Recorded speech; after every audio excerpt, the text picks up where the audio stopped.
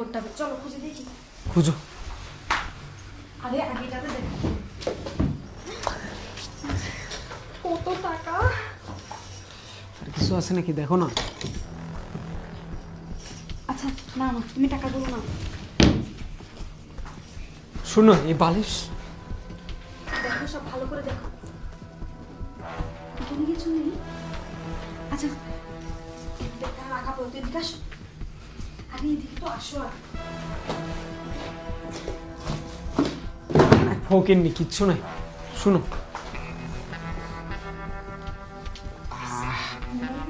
হ্যাঁ আচ্ছা এবার আমরা চলে যাই। চলো আমার তো কাজ হয়ে গেছে, টাকা পয়সা সব কেন তোমার নিয়ে মোবাইলটা নিয়েছি। নাও। চলো এখন আমরা চলে যাই।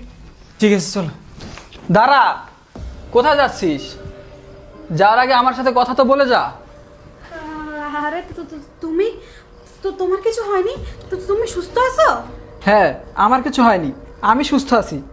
তোর প্ল্যান সাকসেস হয়নি। তুই কি ভেবেছিলি দুধে বিষ মিশিয়ে আমাকে খাওয়াবি আর আমি সেটা খেয়ে নিব? তোর প্ল্যান সাকসেস হয়নি। আমি তোর দুধ খাইনি।